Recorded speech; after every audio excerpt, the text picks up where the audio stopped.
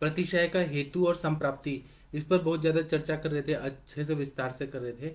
आज हम लोग जो उसके सब टाइप्स हैं, मतलब प्रतिशय, वातज प्रतिशय क्या होता है, पित्तज प्रतिशय क्या क्या होता है, कफज प्रतिशय क्या होता है, तो हम लोग ना उस पर चर्चा करेंगे। सभी लोग को प्रणाम करता हूँ। आज हम लोग प्रतिशय का, कल जो हेतु संप्राप्ति देखा था उसके आगे का हम लोग देखते हैं कि वातज प्रतिशय के क्या लक्षण होते हैं, पित्तज प्रतिशय के क्या लक्षण होते हैं, कफज प्रतिशय के क्या लक्षण होते हैं, सन्निपातिक के क्या होते हैं, रक्तज के क्या होते हैं, कृमिज के क्या होते हैं। और जब प्रतिशय आगे बढ़ता है तो फिर वह अस्थिगत अगर दुष्टि हो जाती है तो क्या लक्षण आते हैं, और फिर वह पीनस में कन्वर्ट हो जाता है। पीनस बहुत बड़ा व्याधि है, उसमें जब वो कन्वर्ट हो जाता है तो क्या लक्षण होते हैं, क्योंकि हमें लक्षण समझना बहुत जरूरी है। और डिफरेंशियल डायग्नोसिस, जो विकल्प संप्राप्ति बताइए, अंशांश कल्पना से विकल्प संप्राप्ति, वह समझना बहुत जरूरी है। क्योंकि ये अगर बेसिक चीज नहीं समझा तो हम लोग चिकित्सा क्या चीज का करेंगे, इसलिए हमें यह सब जानना बहुत जरूरी है। तो अब मैं आप लोगों को वातज प्रतिशय के बारे में बताता हूँ। माधव निदान में नासा रोग जो अध्याय है उसमें ऐसा बताया है कि नासा रोग अध्याय में 15वां और 16वां नंबर का श्लोक देखिए। इसमें ऐसे बताया है कि अनद्दा पीता नासा तनुस्राव प्रसेकिनी गलतालवष्ट शोषश्च निस्तोद शंखयोस्तथा शव प्रवृत्त्यर्थम वक्तव्यरस्य मेव च भवेत् स्वरूपघातश्च प्रतिशाय नीलात्मके। इतना बढ़िया बताया है कि जब वातज प्रतिशय होता है जिसमें वायु का डोमिनेंस है तो ये प्रतिशय है, यह कफ का ही व्याधि है, लेकिन इसमें वायु जो है वह ज्यादा प्रकोपित हुआ है कफ को स्त्यान बना के। और इसमें क्या क्या सिम्टम वायु के दिखते हैं वह देखते हैं। तो इसमें नासा प्रदेश में आना होता है, ऐसे लगता है कि नाक अंदर ही अंदर फुला हुआ है। उसी तरह से इसको नासा नाह बोलते हैं। उसी तरह से अवरोध, मतलब ऑब्स्ट्रक्शन है, इस तरह का संप्राप्ति होता है, क्योंकि रुक्षता बढ़ जाती है। रुक्ष गुण बहुत ज्यादा प्रकोपित, मतलब रुक्ष गुण की वजह से वायु बहुत ज्यादा प्रकोपित हो जाता है। इसी तरह से वायु जो है ऐसा लगता है कि बलून की तरह नाक अंदर अंदर फूला हुआ है, क्योंकि एयर मॉलिक्यूल्स चले जाते हैं। जो अपना यहाँ पर फ्रंटल साइनस होता है, इथमोइड साइनस होता है, मैक्सिलरी साइनस होता है, यहाँ पर एयर बबल्स चले जाते हैं, इसलिए ऐसा नाक को ऐसा फील होता है वातज प्रतिशय में कि नाक ना पूरा वायु से भरा हुआ है। इसी तरह से नासा स्त्राव जो होता है वो तनु होता है, बहुत थोड़ा थोड़ा नाक से पानी बहता रहता है और बहुत कम मात्रा में निकलता है। और जो पानी जो रहता है उसका कंसिस्टेंसी रहता है वो बहुत पानी जैसा रहता है। उसी तरह से गले में, ओष्ठ में, कंठ में, सब जगह से ड्राइनेस बहुत ज्यादा रहता है। थोड़ा थोड़ा पानी निकल रहा है, कंटिन्यू निकल रहा है, और जो निकल रहा है वो थोड़ा थोड़ा मात्रा में निकल रहा है। इसी तरह से ड्राइनेस भी बहुत ज्यादा रहता है। और उसी के साथ में टेम्पोरल रीजन में, शंख प्रदेश में तोदवत वेदना होती है। मतलब एक तरह से हेडेक होता है जिसमें सुई चुभ हो रहे हैं, इस तरह से दर्द होने लगता है, क्योंकि एयर मॉलिक्यूल्स इधर भी जाके और वहां प्रेशर क्रिएट करते हैं, इसलिए शंख प्रदेश में बहुत ज्यादा वेदना होती है। फिर छींके बहुत ज्यादा आती है और कंटिन्यू छींके आती है, लेकिन छींक में उतना कफ नहीं निकलता है। यहाँ तन्नो अल्प बताया है, इस तरह का स्त्राव रहता है। फिर आस्य वैरस्य, मुंह का स्वाद जो है वो बिगड़ा हुआ रहता है, कोई भी खाना खाने में टेस्ट नहीं आता है। उसी तरह से स्वरोपघात, कभी कभी गला बैठा रहता है तो आवाज ठीक से नहीं निकल पाती है, या कर्कश आवाज इस तरह की आने लगती है। इसी तरह से पेशेंट को जो भौं रहती है वहां पर कीड़े जो रहते हैं, छोटे छोटे जंतु टाइप कीड़े ऐसे चल रहे हैं, इस तरह का वेदना होता है। ये भी क्यों होता है, क्योंकि एयर मॉलिक्यूल्स अंदर अंदर ही ऐसे मूवमेंट हो रहा होता है, इसलिए ना कीड़े चल रहे हैं, ऐसा भासमान होता है। और लगता है कि कीड़े ना इधर उधर ऐसे घूम रहे हैं और या फिर काट रहे हैं, इस तरह का वेदना और ऐसा फीलिंग होने लगता है।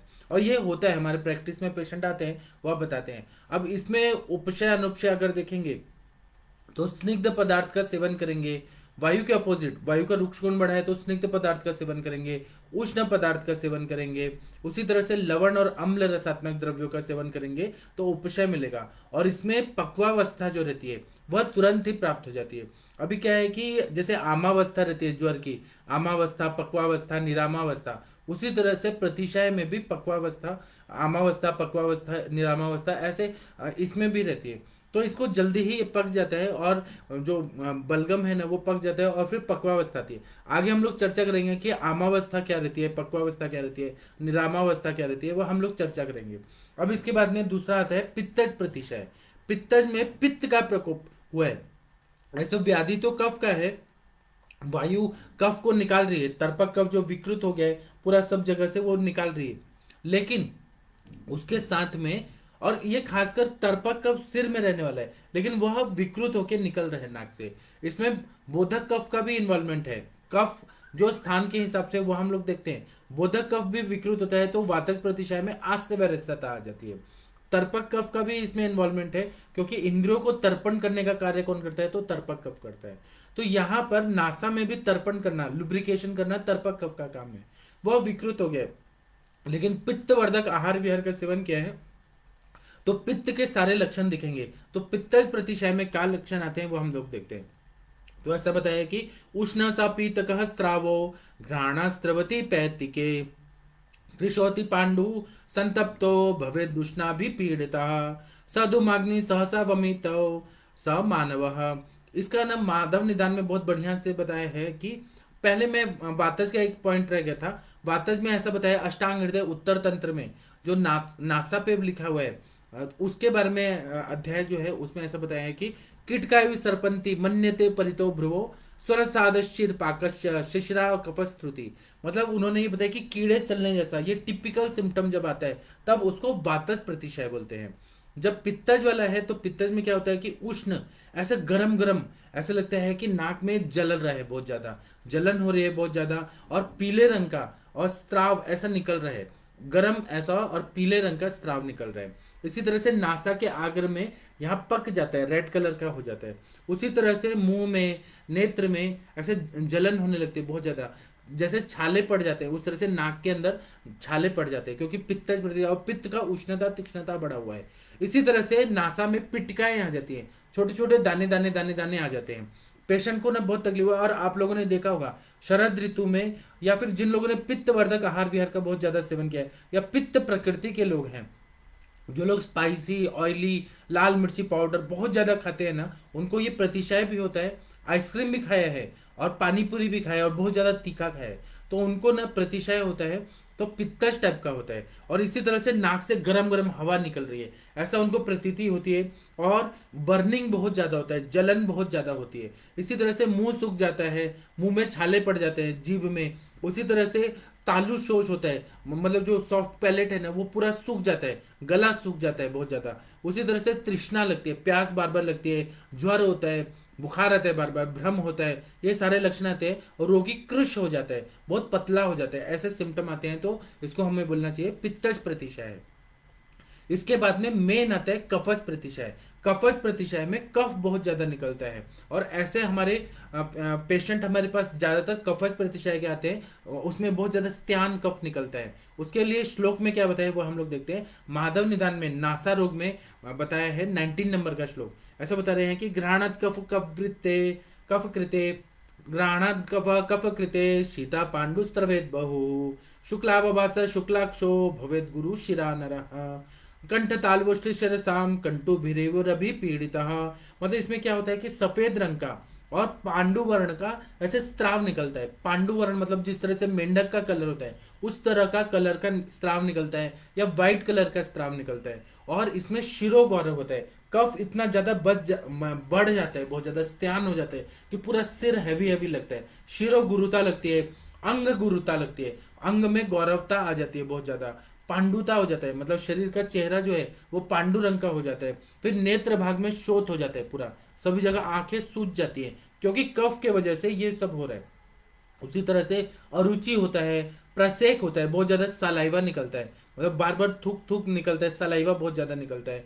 खांसी होती है, कास होता है, श्वास होता है, छर्दी होता है। पेशेंट का कफ इतना ज्यादा बढ़ा होता है। आप लोगों ने अभी देखा होगा कि अभी ठंडी के टाइम पे उत्तर भारत में पूरा ठंडा शीतलहर चल रहा है। रात रात को लोग जो अपने आप को कवर करके नहीं चलते, मफलर लगा के नहीं चल रहे हैं, या फिर टोपी लगा के नहीं चल रहे हैं और हवा में जा रहे हैं, उनको सर्दी जुकाम बहुत ज्यादा हो रहा है। तो इसमें यही सर्दी जुकाम हो रहा है ना, तो खांसी बहुत ज्यादा आती है, कफ इतना ज्यादा बढ़ता है कि उल्टी भी आ जाती है, और उल्टी में कफ निकलता है। इसी तरह से छींक जो रहती है वो थोड़ा कम आती है। वातज वाले में छींके ज्यादा आती है, क्योंकि छींक आना ये वायु का कार्य है, तो इसमें छींके वायु के हिसाब से वातज प्रतिशय के कंपैरिजन में थोड़ा कम आती है। इसी तरह से कंठ में, तालू में, ओष्ठ में ऐसा लगता है कि बहुत ज्यादा खुजली हो रही है, कंडू ऐसे खुजली खुजली, गले में खुजली हो रही है, कंठ में खुजली हो रही है, नाक में खुजली हो रही है, क्योंकि कंडू जो है ये टिपिकल सिम्टम है कफ का। जहां जहां क्लेद होगा, कफ होगा, वहां वहां कंडू रहेगा। इसी तरह से मन्याग्रह, ये जो कंधा है ना, ये अकड़ जाता है। तकिया लगा के सोते हैं और एक साइड ठंडा लग जाता है ना, तो सारे मसल्स में स्पाजम हो जाता है, तो मसल्स का स्टिफनेस, ऐसा मन्या कभी कभी ऐसे मुड़ भी नहीं पाता, इतना तकलीफ होता है, क्योंकि कफ के वजह से वो रोक देता है। उसी तरह से अग्निमांद्यता रहती है इसमें। इसी तरह से व्याधि को चिरकारित्व, क्रॉनिसिटी आ जाती है, मतलब पेशेंट जो रहते हैं वो क्रॉनिक साइनोसाइटिस, क्रॉनिक रिनाइटिस के पेशेंट बन जाते हैं। और ये कफ ज्यादा दिन तक रहा, उसको नहीं निकाला गया शिरोविरेचन से या वमन करा के, या शमन चिकित्सा नहीं किया गया, तो कफ जमा हो जाता है। और डॉक्टर्स लोग जो हैं, एलोपैथी के डॉक्टर्स लोग क्या है, वो ज्यादातर ऐसे दवाई देते हैं जो दबा दे, एंटीबायोटिक देंगे, वो कफ ना अंदर ही अंदर सूख जाता है, और उसके बाद में सालों भर उनको तकलीफ होती है। फिर डॉक्टर्स बोलते हैं कि ये तो एलर्जी है आपको, और इसीलिए फिर आप एलर्जी की दवाई करिए, और वो ठीक नहीं होता है। जो एविल देते हैं, सेट्रिजिन देते हैं, उससे ठीक नहीं होता है। लेकिन जब तक वो दवाई खा रहे हैं तब तक असर रहता है, लेकिन वो सर्दी अंदर का अंदर ही जमा रहता है, तो इसीलिए चीरकारित्व यह सिम्टम आ जाता है। उसी तरह से इसमें किससे उपशम मिलता है? उष्ण चीज, कटु कषाय, अगर हमने गर्म सूप दिया, या अदरक का डाल के सूप डाल के ये दिया, या चिली सूप दिया, तो पेशेंट को बहुत अच्छा लगता है, क्योंकि कफ के अपोजिट है उष्ण कटु कषाय रुक्ष। ऐसी चीजें अगर दिया ना, वैसे देने से थोड़ा उपशय लगता है, अच्छा लगता है। तो आप लोगों को मैंने बता दिया वातज प्रतिशय क्या होता है, पित्तज प्रतिशय क्या होता है, कफज प्रतिशय क्या होता है। ये ना हमारे कॉलेज लाइफ में ऐसा सिखाया नहीं गया, क्योंकि कॉलेज में जो पढ़ाने वाले टीचर होते हैं, मैं किसी की बुराई नहीं कर रहा हूँ, वो लोग का खुद का कॉन्सेप्ट ही क्लियर नहीं होता, वो लोगों ने पेशेंट उतने नहीं देखे होते। जो प्रैक्टिशनर अगर कोई पढ़ाता है तो उसका कॉन्सेप्ट क्लियर रहता है, और हम लोगों ने ऐसे पेशेंट देखे हैं, 19 साल से मैं देख रहा हूँ, और मैं आप लोगों को बताने के लिए आया हूँ कि ऐसा ही आप लोग डायग्नोस करिए। ऐसा जब करेंगे अंशांश कल्पना से, तो आपको समझ आएगा कि वातज प्रतिशय क्या होता है, पित्तज प्रतिशय क्या होता है, कफज प्रतिशय क्या होता है। और जब आप लोग को दोषों के हिसाब से समझ आएगा कि पित्त में दाह पाक ये सब हो रहा है, बर्निंग हो रहा है, पीला पीला निकल रहा है, वातज में बहुत ज्यादा छींके आ रही है, कफज में छींके कम आ रही है लेकिन स्त्यान कफ है, और उल्टी आ रही है, खांसी आ रही है, जुकाम है बहुत ज्यादा, तो कफज के हिसाब से चिकित्सा। फिर चिकित्सा हमारा सफल होता है अगर वातज पित्तज कफज इस हिसाब से किया तो। इसी तरह से सान्निपातिक प्रतिशय जो रहता है, इसमें तीनों दोषों के सारे सिम्टम आते हैं, कि इसमें वेदना भी रहेगा, टेम्पोरल रीजन में, कंठ में, गले में, सब जगह पेन भी रहेगा, और ड्राइनेस भी रहेगा, दाह पाक भी रहेगा, और स्त्यांता भी रहेगी कफ की। ये सारे सिम्टम आते हैं। इसीलिए श्लोक में बोला है, माधव निदान नासा रोग में 20 नंबर का श्लोक बताया कि भूतवा भूतवा प्रतिशायो यस्मा कस्मान निवर्तते संपक्वो वाप्य पक्वो वास सर्व प्रभाव स्मृतः। मतलब इसमें बारंबार प्रतिशय होता है, कंटिन्यू और बार बार बार बार प्रतिशय होता है, और यह कभी कभी ठीक भी हो जाता है, कभी कभी बार बार आएगा, फिर ठीक होगा, फिर बार बार आएगा। यह अभी जाता ही नहीं है, ये बीमारी एकदम फेविकोल की तरह चिपक जाता है, एक बार आया तो ये हमेशा ही रहता है, ये सन्निपातिक अवस्था रहती है। और इसमें कभी कभी पक्वावस्था रहती है, कभी कभी अपक्वावस्था रहती है, कभी कभी यह सन्निपातिक जो प्रतिशय है यह पीनस व्याधि में कन्वर्ट हो जाता है। पीनस व्याधि का बारे में हम लोग और डिस्कस करेंगे, आप लोग अभी थोड़ा सुनिए, मैं जो सन्निपातिक प्रतिशय बता रहा हूँ। अब इसके बाद आता है रक्तज प्रतिशय, जिसमें कोई इंजुरी हो जाती है, और जो छींके आ रही है उसमें थोड़ा सा ब्लड आता है या फिर क्लॉट आता है। वह क्या होता है, वह एकदम इंटरेस्टिंग, और ऐसा पेशेंट आते हैं हमारे पास। और आप लोग को पता है कि जब जो सैनिक होते हैं हमारे, भारतीय सैनिक होते हैं, वह जब जाते हैं सियाचिन ग्लेशियर में, तो वहाँ इतना ज़्यादा ठंडा रहता है, इतना ज़्यादा ठंडा रहता है कि रक्तवाहिनियाँ बस्ट हो जाती हैं। रक्तवाहिनियाँ बस्ट होने के बाद उनको प्रतिशय होता है, और रक्त प्रतिशय के पेशेंट वो बहुत ज़्यादा दिखते हैं, जो अपने आप को कवर नहीं करते हैं। उन लोगों को तो वहाँ भेजने के पहले ट्रेनिंग दी जाती है कि वहाँ पे ठंडा, या कभी कभी चोट भी लग जाती है उनको, क्योंकि सैनिक है, वहाँ पे इतना पेट्रोलिंग करना पड़ता है। तो रक्तज प्रतिशय क्या होता है वो हम लोग देखते हैं। तो मेरे पास ऐसे पेशेंट आए हैं जो सैनिक थे, जिनको रक्तज प्रतिशय था। तो उनको क्या था, वो बोलते थे एपेटेक्सिस है, उसका दवाइयाँ देते थे, कोगुलेशन करने का दवाइयाँ दे रहे थे, लेकिन वो कैसा रहता है वो पहले हम लोग देखते हैं। तो ऐसे बताया कि रक्त जेतु प्रतिशय रक्तस्राव प्रवर्तते तामाक्षक्ष भवे जंतु रोगात प्रपीड़िता दुर्गंधो श्वासवदनो गंधानपि न वेत्ति सा। फिर उसी के तरह से 26 नंबर का श्लोक बता रहे हैं, मूर्छन्ति चात्र कृम्यः श्वेत स्निग्धास्तथाणवा कृमितो या शिरोरुगस्तुल्य तेनास्य लक्षणम।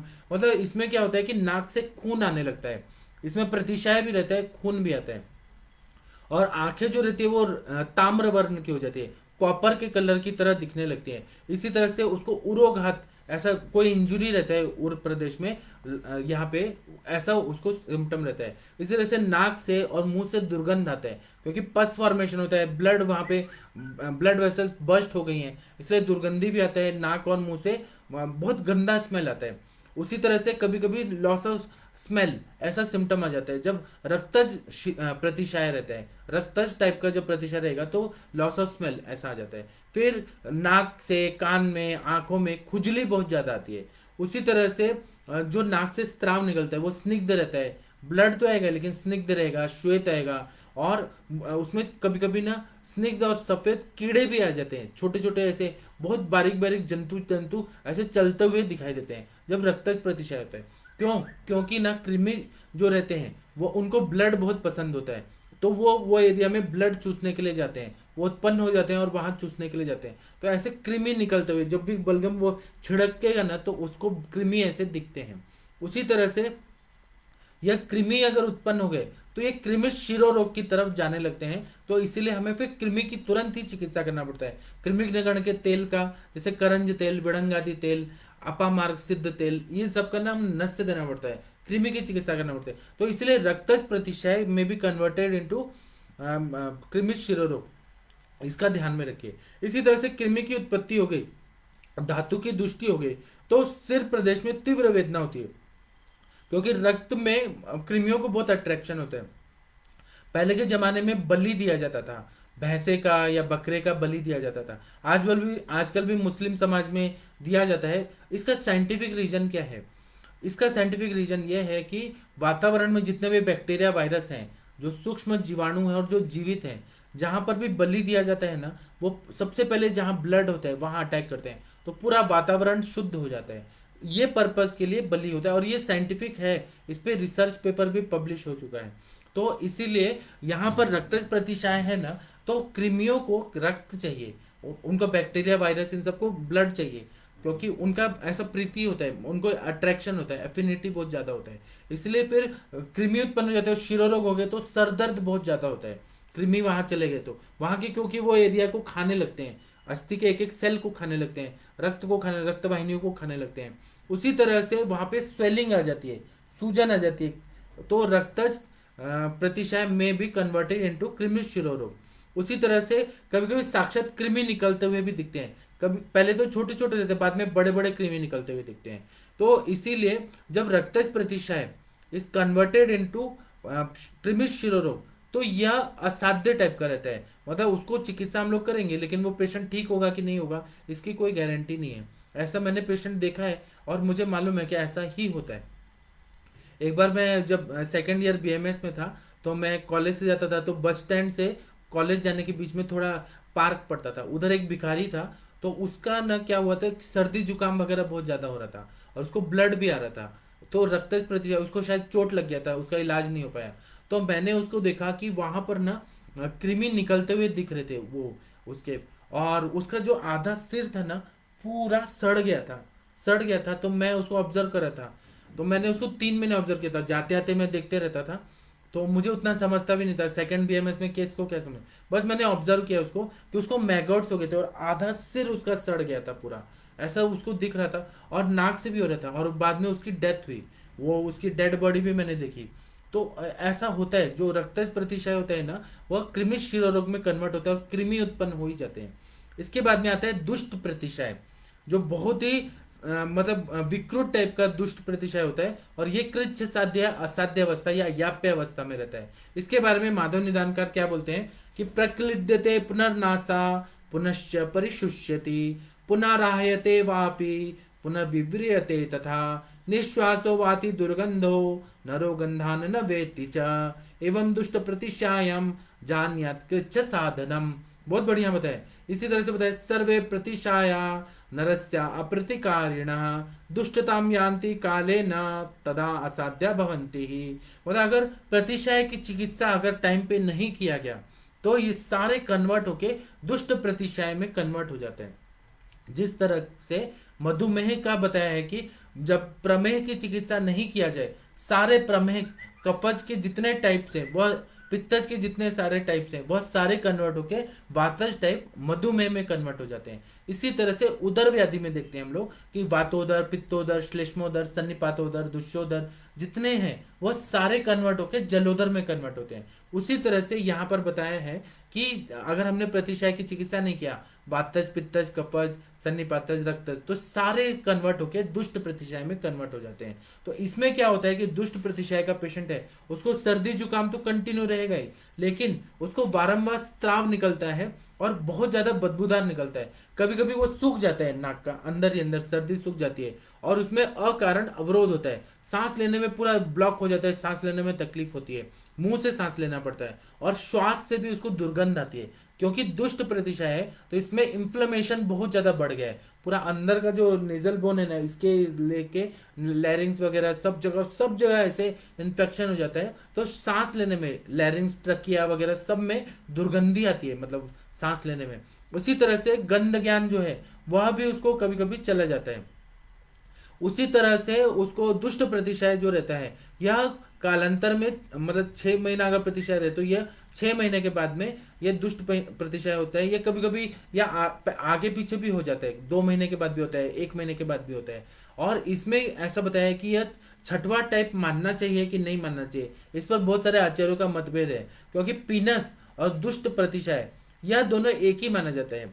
क्योंकि ना वो बोलते हैं कि पीनस है, क्रॉनिक जो साइनोसाइटिस है उसको पीनस बोलते हैं, तो दुष्ट प्रतिशय और पीनस के सारे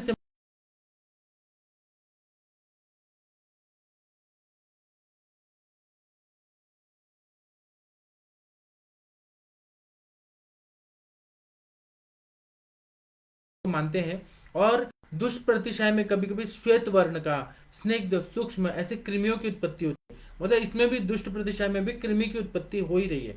कोई भी बॉडी का पार्ट अगर सड़ जाता है, ये बेसिक चीज याद रखिए और देखने में वाली बात है, प्रैक्टिकली अनुभव करने वाली बात है। बॉडी का कोई भी भाग सड़ता है तो जहां जहां क्लेद होगा, जहां जहां पस कोई उत्पत्ति होगी, वहां वहां पर रक्त, मतलब रक्त भी दुष्ट हुआ है, सब कुछ हुआ है, मांस भी दुष्ट हुआ है, वहां पर कृमियों की उत्पत्ति होती है।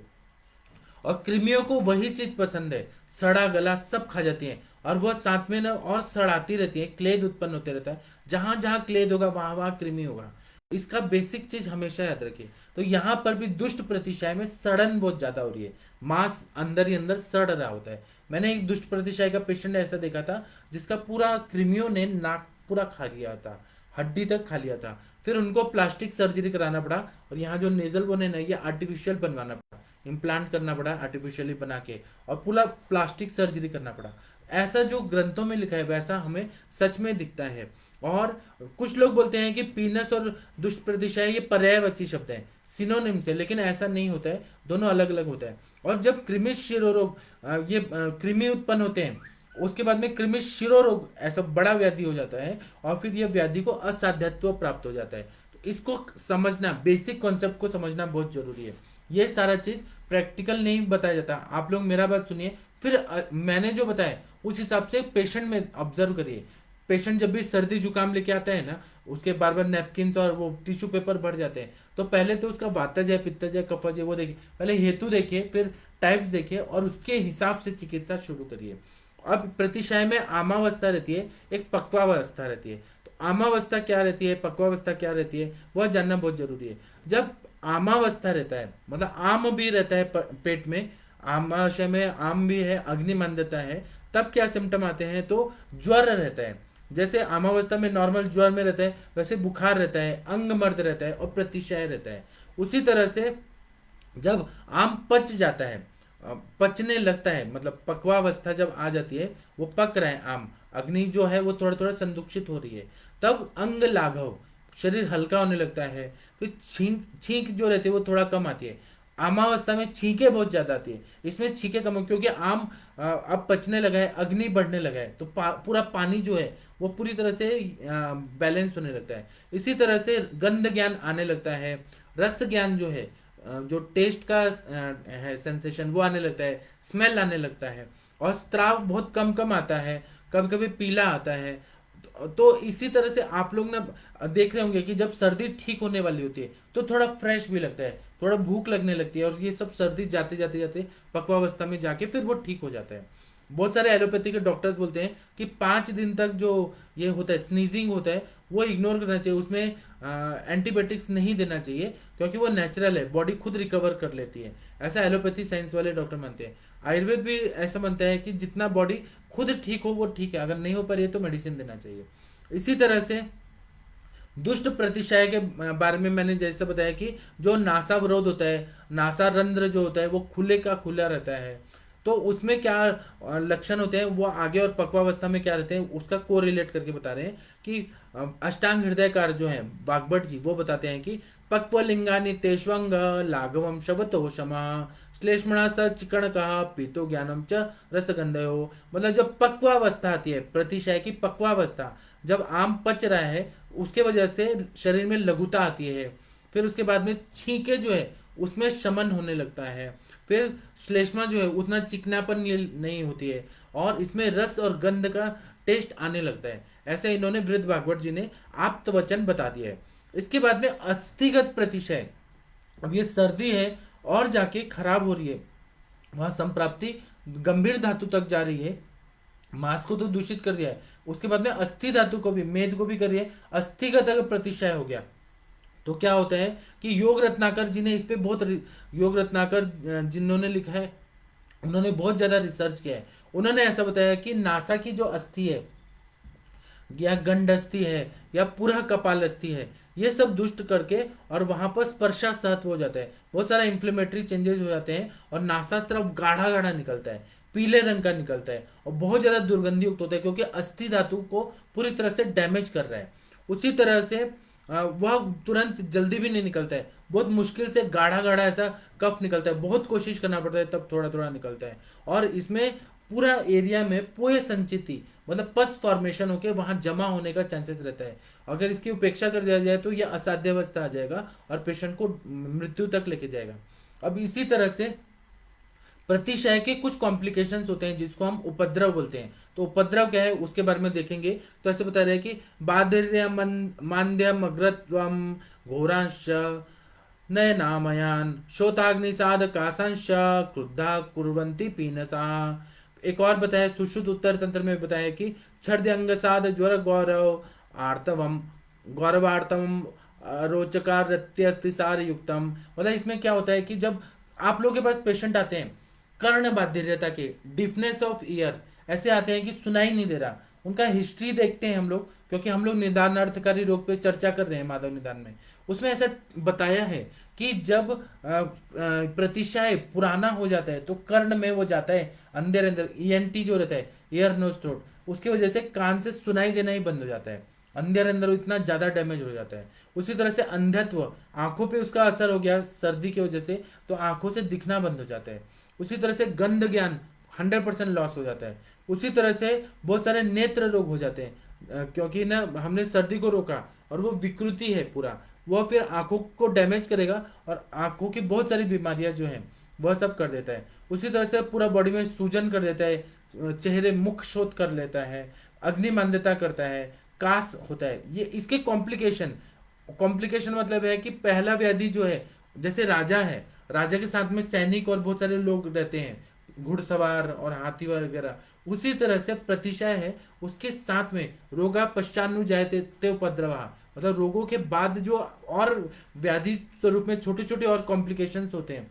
एक मेन राजा के बाद सैनिक आते हैं, तो हम लोग समझ जाते हैं कि राजा अपनी सेना के साथ आए, तो वैसे ही दूसरी व्याधियां भी आने लगती है। तो ये कर्ण बधिरता, रस ज्ञान, नेत्र रोग और ये सब होने लगता है, फिर कास होने लगता है, प्रतिशय, ये सारे उपद्रव बताए। इसके अलावा छर्दी होती है बहुत ज्यादा, उल्टी की बीमारी हो जाती है, लूज मोशन, अतिसार हो जाता है, क्योंकि अतिसार में भी अतिसारण हो रहा है नाक से भी, ये जो प्रतिसार है ये भी अतिसार का ही एक टाइप है।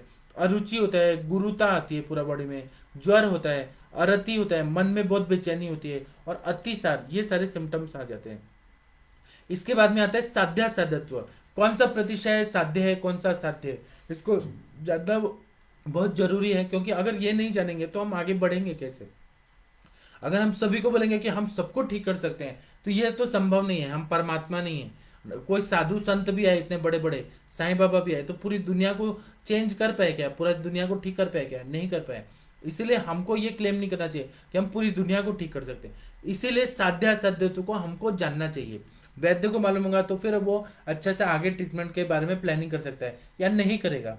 तो सान्निपातिक जो प्रतिशय है, जिसमें तीनों दोषों का प्रकोप रहता है, वो असाध्य बताया है। और दुष्ट प्रतिशय जो है वह कृच साध्य या असाध्य तक चला जाता है, जिसमें दुष्टि बहुत ज्यादा हो जाती है। उसी तरह से उपद्रव वगैरह बहुत ज्यादा हो गए, और सभी प्रतिशय जो रहते हैं उपद्रव युक्त प्रतिशय सारे कृच साध्य, कठिनाई से ठीक होने वाले प्रतिशय रहते हैं। और जब कृमियों की उत्पत्ति हो गई, तब तो आप समझिए कि वह तो असाध्यता के लक्षण है। हमें फिर कृमि की चिकित्सा करनी है, लेकिन कृमि ने कितना अंदर खा लिया है, वो तो बहुत ही डेंजरस कंडीशन होता है। तो कृमि ना उत्पन्न हो, इसलिए पहले का पहले ही हमें शिरोविरेचन और शमन चिकित्सा ये सब से ठीक कर देना चाहिए। कभी कभी जैसे वातज प्रतिशय है तो उसमें स्नेहक नस से देना चाहिए, या ब्रहणी नस से देना चाहिए। अगर बहुत ज्यादा कफ है तो वहां पे विरेचनिक नस से देना चाहिए। उस पर हम लोग और चर्चा करेंगे। अभी मैं पीनस का टॉपिक पढ़ा के फिर रुकूंगा, फिर कल मैं प्रतिशय पार्ट 3 चिकित्सा कल मैं पढ़ाऊंगा।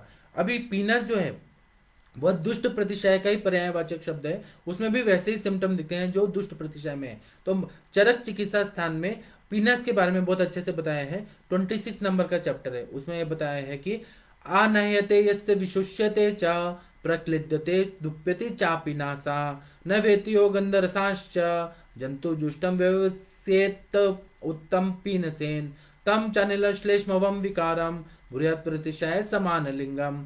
मतलब पीनस कोई अपीनस ऐसा पर्याय शब्द है, और पीनस और दुष्ट प्रतिशय यह भी पर्यायवाची शब्द है। इसी तरह से क्योंकि दोनों के लक्षण ज्यादातर सेम ही रहते हैं, केवल माधव निदानकार ने अलग बोला है कि ये अलग होता है दुष्ट प्रतिशय और पीनस, लेकिन बहुत सारे ग्रंथकार हैं जो चरक वगैरह जो हैं वो मानते हैं कि ये एक ही है। तो इसमें ऐसा होता है कि नाक जो रहता है पूरी तरह से ब्लॉक हो जाता है, ऐसे कंजेशन रहता है पूरा, ऐसे ऐसा लगता है हैवी हैवी है, बहुत ज़्यादा स्वेलिंग आती है, इन्फ्लेमेटरी चेंजेस रहते हैं, यह पीनस में रहता है। और इसी को ये बोलते हैं क्रॉनिक जो रेनाइटिस होता है, वो इसी को बोलते हैं, पीनस को ही बोलते हैं। तो इसमें क्या होता है कि नाक से धुआं निकल रहा है या वाफ निकल रही है, ऐसा पेशेंट को फील होता है। उसी तरह से नाक में शुष्कता भी आती है और आर्द्रता भी रहती है, जैसे ग्रहणी रोग में मोहर बद्धम मोहर द्रवम, कभी कभी लूज मोशन होता है, कभी कभी कॉन्स्टिपेशन होता है। उसी तरह से यहाँ पर कभी कभी गीलापन रहता है, ऐसा लगता है कि अंदर ही अंदर कफ गीला गीला है, कभी कभी सूख जाता है पूरा। इसी तरह से गंध ज्ञान रस ज्ञान पूरी तरह से लॉस होता है। मतलब आप लोगों ने पढ़ा है कि ग्लॉसोफेरेंजियल नर्व रहता है, ऑडिटरी नर्व रहता है, उन सब का ये जो ये रहता है ना फंक्शन, वो वीक हो जाता है क्योंकि इन्फ्लेमेशन बहुत ज़्यादा बढ़ता है, इसलिए गंध ज्ञान रस ज्ञान नष्ट हो जाता है। इसी तरह से इसमें आमावस्था पक्वावस्था पीनस में भी आती है। पीनस की आमावस्था को डायग्नोस करना बहुत ये रहता है, इंटरेस्टिंग रहता है। और पीनस की अपक्वावस्था मतलब विपक्वावस्था ये जानना बहुत इंपॉर्टेंट रहता है। उसी तरह से आमावस्था में क्या सिम्टम रहेंगे, तो शिरो गुरुता, क्रॉनिक रेनाइटिस के पेशेंट रहते हैं तो सर में हैवीनेस बहुत ज्यादा रहता है, अरुचि होता है, अंग मर्द होता है, नाक से तनुस्त्राव निकल रहा है, मतलब कुछ कुछ पानी पानी कंटिन्यू निकल रहा है ऐसा फील होने लगता है, और उसका आवाज क्षीण हो जाता है, बार बार उसको छींक आती है, बार बार बहुत ज्यादा थूक आता है, उसको बार बार थूकने का मन करता है, छींके बार बार आती है। और जो कफ है वो चिपका ही रहता है, पानी तो निकल रहा है लेकिन कफ निकल नहीं पा रहा है। तो इसमें यह जो ये ऐसा अवस्था रहता है, चिपका चिपका रहता है। पक्वावस्था जब रहती है तो ये पक्वावस्था जब रहता है पीनस का, इसमें थोड़ा स्त्राव जो रहता है वो कम आता है लेकिन कफ जमा रहता है। और पक्वावस्था में स्वर और वर्ण, पूरा चेहरे का कलर और स्वर ये ठीक होता है क्योंकि पक्व है, अग्नि जो है वो अच्छी हो रही है, लेकिन पीनस को ठीक करना भी एक चैलेंज रहता है। जो क्रॉनिक रिनाइटिस के पेशेंट आते हैं ना बहुत मुश्किल से ठीक होते हैं, क्योंकि उनका हेतु सेवन ही कंटिन्यू ऐसा होता है, सुबह उठ के पानी ज्यादा पीना है, दिन में सोना है, रात को जागना है, ऐसे उनका हेतु सेवन, ठंडा पानी पीना है, फ्रिज का पानी पीना है, फिर बासी खाना खाना है, मिल्क शेक खाना है, और फिर दही ककड़ी और खीरा, ये सबका सेवन ज़्यादा करना है। कफवर्धक, फिर मेद को बढ़ाने वाले चीज़ों का सेवन करना है। कुछ लोग जाते हैं ना पार्टीज में, तो या शादी ब्याह में जाते हैं, तो खाना खाने के बाद डेजर्ट खाने का प्रथा है कि बहुत ज़्यादा आइसक्रीम खा लो। वह तो अग्नि बंद करता है और प्रतिशत जरूर होता है नेक्स्ट डे। शादी ब्याह के बाद जो लोग ज़्यादा आइसक्रीम खाते हैं वहाँ के खाने के बाद, तो यह हेतु रहता है। यही क्रॉनिक रहा तो क्रॉनिक रेनाइटिस में कन्वर्ट हो जाता है।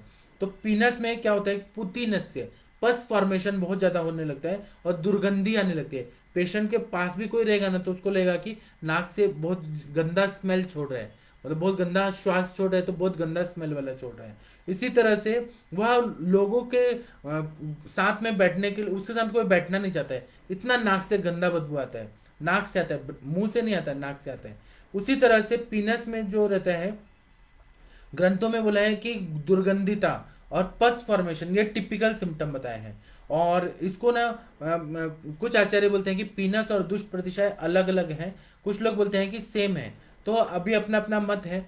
माधव निदान जिन्होंने लिखा है वो बोलते हैं कि दुष्ट प्रतिशय अलग होता है, यही क्रॉनिक स्टेज में जाके पीनस में कन्वर्ट हो जाता है। तो मैं अभी का लेक्चर समाप्त करता हूँ। कल हम चिकित्सा पढ़ेंगे, क्योंकि ये टॉपिक जो है ना ये बहुत ज़्यादा विस्तार से, क्योंकि कॉमन कोल्ड के पेशेंट हमारे पास आते हैं, कॉमन स्नीजिंग के पेशेंट आते हैं, रेनाइटिस साइनोसाइटिस के पेशेंट आते हैं, और एलर्जिक रेनाइटिस के तो बहुत आते हैं। तो हमें ये डायग्नोस करने के लिए तो हमारे पास आयुर्वेद क्या बोलता है वह देखना, सुनना, पढ़ना, ये बहुत ज़रूरी है। इसलिए मैंने 3 दिन लगाया है, 2 दिन हो गया, एक दिन कल मैं चिकित्सा पे आप लोगों को बताऊंगा, बहुत सारे योग बताऊंगा और अपना चिकित्सा सूत्र बताऊंगा। तो आप लोगों को ये जरूर प्रैक्टिस में काम आएगा। अब मैं आप लोगों का जो भी प्रश्न है उसका उत्तर देने का प्रयास करता हूँ। 1 मिनट रुकिए, ये थोड़ा हैंग हो जाता है जब मेरा लेक्चर हो जाता है ना, उसके बाद ये मैं स्क्रॉल करता हूँ तो थोड़ा हैंग होता है। हाँ, अभी मैं आप सभी लोग के जो भी प्रश्न है उनका आंसर देने का कोशिश करता हूँ।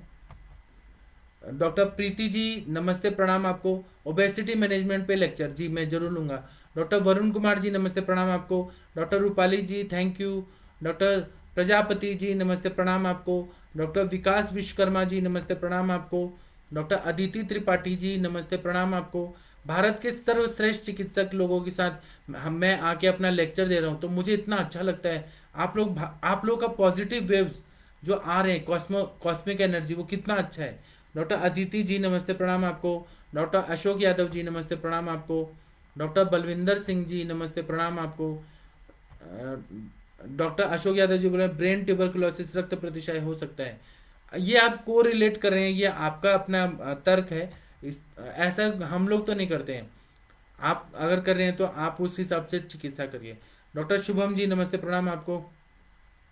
डॉक्टर राजकुमार जी बोल रहे हैं पुतिनस्य और दुष्ट प्रतिशय एक है या अलग है।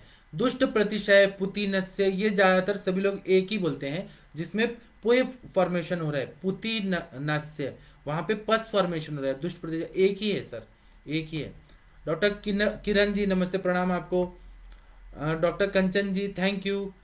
डॉक्टर बबली बबली जी, क्या नाम है, वाह, thank you thank you. Doctor Anamika ji नमस्ते, प्रणाम आपको। Doctor Kanchan ji thank you. Doctor Shikhesh Mittal ji बोल रहे हैं कि sir please share the zoom meeting ID again, I can't join it. ये अभी फेसबुक लाइव पे हो रहा है, जूम आईडी और पासवर्ड मैं दे रहा हूँ। ये अभी लेक्चर जो हो रहा है वो फेसबुक लाइव पे हो रहा है। डॉक्टर आकांक्षा जी बोल रही हैं प्रणाम sir, superb explanation as usual, thank you. Doctor Savita ji नमस्ते, प्रणाम आपको। डॉक्टर कैलाश चावला जी नमस्ते, प्रणाम आपको। डॉक्टर रविशंकर सैद भर जी नमस्ते, प्रणाम आपको। डॉक्टर एंजल देव जी नमस्ते, प्रणाम आपको। डॉक्टर आकांक्षा जी कुछ पूछ रही हैं, सर आजकल जूस शेक का ट्रेंड हो गया है, शाम को रात को स्टूडेंट हॉस्टल के लेते हैं और सर्दी लेकर आते हैं। आपका बात सही है, ये जरूर हो रहा है। और सर्दियों के दिनों में तो फैशन है कि ठंडी में और ठंडा खाओ, आइसक्रीम खाओ, दिन में सो, लेट तक उठो और मल मूत्र वेग धारण करो। ये तो कॉमन है आजकल। इंजीनियरिंग के बच्चे तो इतना मल मूत्र वेग धारण करते हैं ना, उनको ये जरूर होता है। डॉक्टर जितेंद्र भाटिया जी नमस्ते, प्रणाम आपको। डॉक्टर शंकर प्रसाद जी नमस्ते, प्रणाम आपको। डॉक्टर रवि कुमार सिंह जी नमस्ते, प्रणाम आपको। डॉक्टर वैशाली जी नमस्ते, प्रणाम आपको। आप लोग को, सभी लोगों को प्रणाम मेरे तरफ से। और किसी को कोई भी प्रश्न पूछना है तो आप लोग मुझे व्हाट्सअप करिए, मैं अपना नंबर देता हूँ और जूम का आईडी पासवर्ड भी देता हूँ। जो 8:15 बजे हमारा लेक्चर होगा। डॉक्टर स्नेहा जी नमस्ते, प्रणाम आपको। क्या है ना, मैं एक ही दिन में सारा व्याधि पढ़ा दूंगा तो वो समझ नहीं आएगा। इसलिए मुझे इसको ना विस्तार से पहले खुद पढ़ना पड़ता है, तैयारी करके फिर मैं आता हूँ। कभी भी ऐसे ही आ जाऊंगा तो क्या है, मुझे आता है, मैं प्रैक्टिस में हूँ, लेकिन मुझे ग्रंथ के हिसाब से कोई भी एक शब्द भी इधर उधर ना हो जाए। इसलिए मुझे ना बहुत मेहनत करनी पड़ती है। मेरे सारे लेक्चर्स रिकॉर्डेड रहते हैं और आयुष दर्पण के यूट्यूब चैनल पे आपको मिल जाएंगे सभी तरह के लेक्चर जो मैंने लिए हैं। मैं 1 साल से पढ़ा रहा हूँ आयुष दर्पण पे, तो सारे लेक्चर, मेरे माधव निदान के भी लेक्चर आप लोगों को मिल जाएंगे। और मैं फ्री में पढ़ाता हूँ सभी लोगों के लिए, मैं मेहनत कर रहा हूँ। आप लोग भी मेहनत करिए, आप लोग ग्रंथ खोल के देखिए मैंने जो बताया है वो सही बताया है कि गलत बताया है। अगर कुछ आप लोगों को डाउट आ रहा है या जो मैं बोल रहा हूँ वो सही नहीं लग रहा है तो आप मुझे पूछिए। डॉक्टर देखिए, मैंने फ्री इंटरेक्टिव सेशन का पासवर्ड और आईडी दे दिया आप लोगों को। मुकेश साहू जी बोले हैं, जीर्ण प्रतिशा में अधिक दिन होने पर, बैक और नेक पेन होने पर रोगी की चिकित्सा में क्या करें। अब चिकित्सा में हम लोग कल आएंगे सर, ऐसे मैं अभी बता देता हूँ कि हम लोग को शिरो विरेचन देना चाहिए। और ये जो विकृत तर्पक कफ है वह विकृत होता है तो श्लेष्मिक जो कफ है, श्लेषक कफ जो है, जो अपने संधियों में रहता है, नेक में जो रहता है, पूरे अपने वर्टिब्रास के बीच में रहता है, वह भी विकृत होने लगे, जो संधियों में रहता है। तो हमें क्या चिकित्सा करना है, इसके लिए आपको कल तक इंतजार करना होगा। कल हम सुबह शाम को 7 बजे फिर मिलेंगे। डॉक्टर किरण जी बोल रही हैं कि टाइम ऑफ सेशन 7 से 8 होता है डेली, फेसबुक लाइव पे, यही पेज पे 7 to 8 होता है। और माधव निदान का क्लास होता है वो 6 से 7 होता है, सुबह सुबह ब्रह्म मुहूर्त में होता है।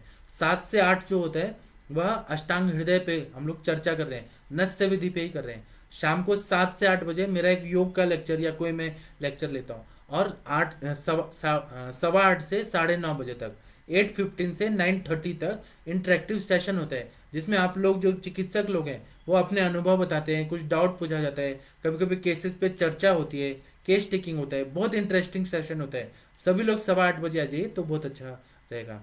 डॉक्टर विकास विश्वकर्मा जी बोल रहे हैं कि मैंने जीर्ण प्रतिशय के रोगी को अन्य औषधियों के साथ आम पचवटी का सेवन कराया, बहुत अच्छा रिजल्ट आया। बहुत अच्छा, आपने बहुत अच्छा बताया, क्योंकि सारा प्रतिशय होने का कारण ही है अग्नि मान्यता। अग्नि मान्यता रहती है इसलिए कफ विकृत होता है और बॉडी जो है ना वो अपना जो साम्यावस्था है वो इम्बैलेंस हो जाता है। तो आपने आम पाचक वटी दे के अग्नि को प्रदीप्त किया, पाचक अग्नि अच्छा हुआ, सार्किट वजन अच्छा होने लगा, तो प्रतिशय क्रॉनिक से क्रॉनिक ठीक हुआ। आपका ये लाइन ऑफ ट्रीटमेंट ही है, आगे हम लोग इस पर चर्चा कल करेंगे। तो मैं अभी का लेक्चर समाप्त करता हूँ। सभी लोगों को प्रणाम, धन्यवाद, सभी लोगों को प्रणाम।